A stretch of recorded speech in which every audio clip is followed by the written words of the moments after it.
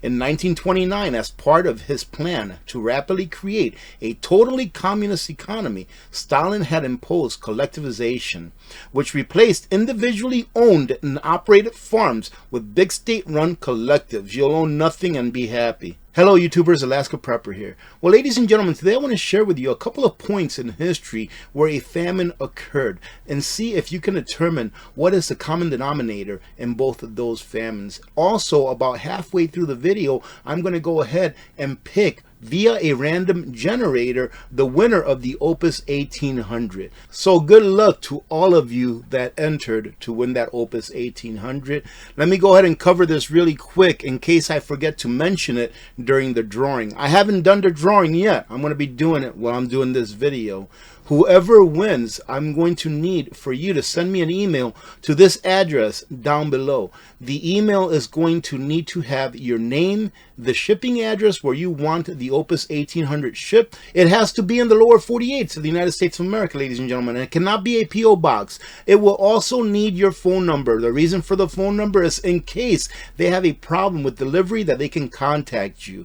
This has happened once before where one of our community members won an Oupes, I think it was an Oupes 1200, and actually got lost or delivered to the wrong address, and we had to track it down, and they ended up sending them another one. All right, ladies and gentlemen, so good luck to all of you, although the winner has already been picked, but you don't know who it is yet. And let me just give you a little FYI on how nice and warm it is this time of year in Alaska. I think that winter has finally arrived. Check this out.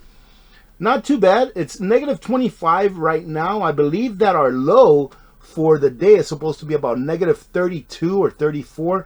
And inside the bunker is a nice toasty 58 degrees. And hopefully, ladies and gentlemen, you will find that this video is educational enough for you to share with your children. Let's get started. This here is how Joseph Stalin starved millions in the Ukrainian famine, where I believe it was in excess of 3 million, if not close to 4 million, that perished. At the height of the 1932-33 Ukrainian famine under Joseph Stalin, starving people roamed the countrysides, desperate for something, anything to eat.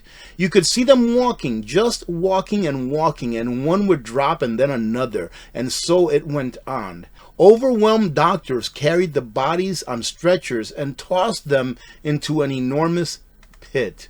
And all of this, ladies and gentlemen, because it was under dictatorial rule. Well, let's read on. Let me not give you my opinion. And Ukrainian famine, ladies and gentlemen, was also known as the Holodomor.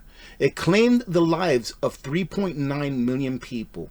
And unlike other famines in history caused by blight or drought, this was caused when a dictator wanted both to replace Ukrainians' small farms with state-run collectives and punish independence-minded Ukrainians who posed a threat to his totalitarian authority. That is why the Second Amendment is so important, ladies and gentlemen. I digress. The Ukrainian famine was a clear case of a man-made famine. For those of you that say it could never happen again, man still roams the earth. Therefore, it can still happen again. So get prepared and stay prepared. They say here a hybrid of a famine caused by calamitous social economic policies and one aimed at particular population for repression or punishment. So it was used, ladies and gentlemen, in order to punish the side that was against or opposite of the state's ideology. And they say here that in those days, Ukraine was a part of the Soviet Union, then ruled by Stalin. In 1929, as part of his plan to rapidly create a totally communist economy, Stalin had imposed collectivization, which replaced individually owned and operated farms with big state-run collectives. You'll own nothing and be happy. Ukraine's small, mostly subsistence farmers resisted giving up their land and livelihoods, and for this, ladies and gentlemen, you will learn that they will pay a very heavy price. And what happens when they resisted? In response, the Soviet regime derided the resistors as kulaks, well-to-do peasants, in other words, who in Soviet ideology were considered enemies of the state. Soviet officials drove these peasants off their farms by force, and Stalin's secret police further made plans to deport 50,000 Ukrainians from families to Siberia. Collectivization in Ukraine did not go very well. Again, unless it's voluntary, it's not going to go well, ladies and gentlemen. And even when it's voluntary, it doesn't go well. And why is that? It's because a person is going to work the hardest for who? For them and their family. And that's just the way it is. You may have one or two that will work very, very hard, but once they see that person B, C, D, and E are not working as hard as they, and they're still receiving the same, they will then start to throttle down how hard they work as well. Ukraine's grain harvest was going to miss Soviet planners' target by 60%. There still might have been enough food for Ukrainian peasants to get by. Stalin then ordered what little they had to be confiscated as punishment for not meeting the quotas. So they would have been able to produce enough for themselves to get by. However, when you have a state that is a communist state that pretty much owns your labor, you have no choice, ladies and gentlemen. For those of you that champion socialism and communism, this is what you're asking for. It always reverts back to people losing their lives. Why? Because someone who has nothing to do with what you produced wants to tell you what to do with what you produced. Again, it means that you do not own your labor. You will own nothing. Remember that. The famine of 1932 and 33 stemmed from late decisions made by the Stalinist government after it became clear that a 1929 plan had not gone as well as hoped for, causing a food crisis and hunger. And to finish it off, the policies adopted by Stalin and his deputies in response to the famine after it had begun to grip the Ukrainian countryside constitute most of the significant evidence that famine was intentional, meaning that the policies that he instituted was intentional. He knew that the people were going to suffer. He knew that the people were going to pass away, but he still did it in order to punish them. Why, ladies and gentlemen? Because that's what communist Marxists do. It's either my way or the highway. By the summer of 1933, some of the collective farms had only 1/3 of their households left, and prisons and labor camps were jammed to capacity. With hardly anyone left to raise crops, Stalin's regime resettled Russian peasants from other parts of the Soviet Union in Ukraine to cope with the labor shortage. Faced with the prospect of an even wider food catastrophe, Stalin's regime in the fall of 1933 started easing off collections, going back to where they started, with the exception of all of the people that had been lost, the 4 million people that have been lost because of the policies of these tyrants. What have I always told you? That the policies that are passed by governments, they very rarely ever affect the people that pass those policies, regulations, laws, whatever you want to call them. But they always affect the constituents. Do you really think that gasoline going up by $1 a gallon, heck, going up by $2 a gallon, do you really think that it affects someone working in Congress, someone working in the Senate, or the top 2 positions in the White House? It doesn't affect them one bit, ladies and gentlemen. But does it affect you? Absolutely. So the policies and the laws that they pass and make always affect you and never affects them. I've always stood by that. The people who are supposed to represent us are the real sovereigns. They're the ones that are protected. And we have to just get by with the mistakes that they make on our behalf. All right, as you can see here, this is the video, right? And look at this, ladies and gentlemen.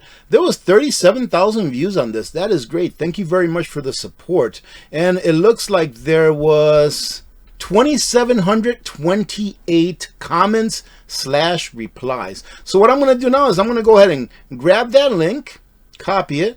I'm going to bring it to this YouTube random comment picker right here. Paste. And then it's going to grab all of the comments that are original. It won't grab any replies, okay? So it's going to be substantially less than what it says as far as 2,700 goes. So we're going to go ahead and keyword filter, all right? If you all remember on that video, it's supposed to be Oupes. That's the keyword. And we're not going to include any replies. It's just going to be the comments. And let's go ahead and get the number of comments that qualify for this giveaway. And it's probably, oh, look at that. It's already up to 600. Almost 1,000 already. Remember, I think we had like 2,700 comments. That's awesome. I really do appreciate all of your support, ladies and gentlemen. That is awesome. And thank you very much, Oupes, for giving away this 1,800. And ladies and gentlemen, today is still the 25th. This is the day where Oupes is having a flash sale of all of their solar generators. So if you're in the market, go check out Oupes. They're having a flash sale, which means that they're going to have the best prices that you've seen to date. And all right, we have 1,841 qualified comments, meaning comments that were not replies and that had the word Oupes in them as stated on the video. And let's go ahead and pick a winner.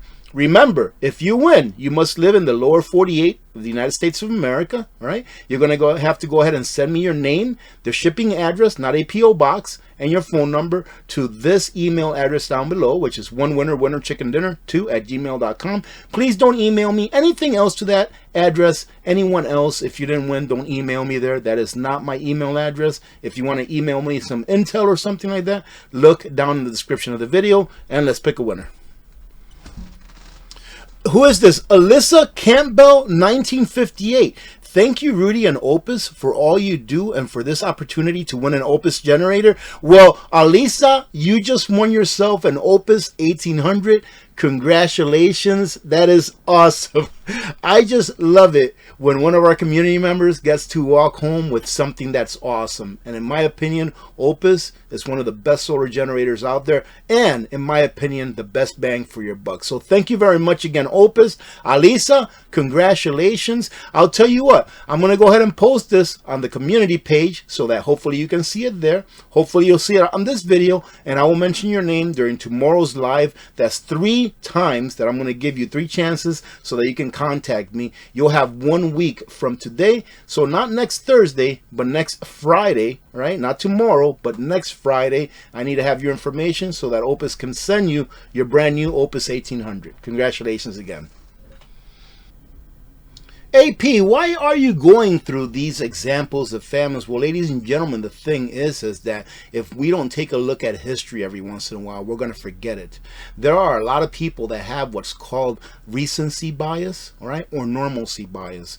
Recency bias being, hey, this hasn't happened in the last 20 years, so it's not going to happen. And normalcy bias meaning, hey, this has never happened in my life, so it's never going to happen. Well, ladies and gentlemen, these things do happen, and we really don't know when they're going to happen.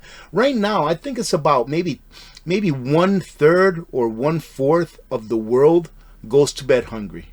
So about 1/4 of the world goes to bed hungry every day. What makes you think that eventually that's not going to come to a city near you? Hopefully it never does, but it probably will.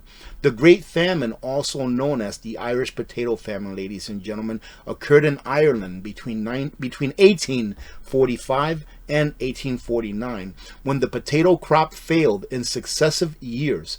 The crop failures were caused by a late blight, a disease that destroys both the leaves and the edible roots or tubers of the potato plant.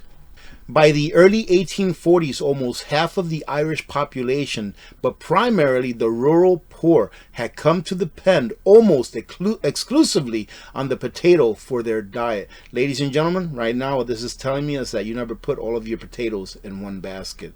No pun intended. In 1845, a strain of the water mold arrived in Ireland, accidentally from North America nonetheless. In 1845, Ireland had unusually cold, moist weather, which allowed the blight to thrive. Much of that year's potato crop rotted in the fields, and that partial crop failure was followed by more devastating failures in 1846 to 1849, as each year's crop was almost completely ruined by the blight. And that, ladies and gentlemen, is why we become prepared and stay prepared. And some may ask, but AP, this lasted like 4 or 5 years. I can't store enough food for 4 or 5 years. That's right, but you can use your food storage to supplement those foods that you can still get and gather during those times of famine, because food won't disappear during famine. It's just going to become a lot less available. Finishing it off here, Ireland's population of almost 8.4 million in 1844 had fallen to 6.6 million by 1851. That's almost 2 million altogether. And of those almost 2 million, ladies and gentlemen, I believe that about 1 million of them died from starvation and other diseases, and the other emigrated out of the country, most to the United States of America. By the time that Ireland achieved independence in 1921, however, its population was barely half of what it had been in the early 1840s. Ladies and gentlemen, thank you very much for joining in. I truly do appreciate all of your support. I hope that you enjoy these types of videos where they're a little bit educational. I try to keep a little bit of a mix. If you want to check the cheapest camping stove that you can use indoors, in my opinion, in the case of an emergency or some kind of a crisis, that I found on Amazon, less than 12 bucks. Check out this video. I think it's going to be here or here. Check that video out, ladies and gentlemen, because I reviewed that stove. I believe it was yesterday's video, and that little stove is so awesome. I was thinking to myself while I was reviewing that, man, I ought to go buy like 5 or 6 more just so that I can have them to barter them. But they are awesome little stoves for less than 12 bucks. You can't beat it. Have a great rest of your day. Remember that tomorrow we will have a live stream. God bless every one of you. God bless America. I'm Alaska Prepper. I'm out.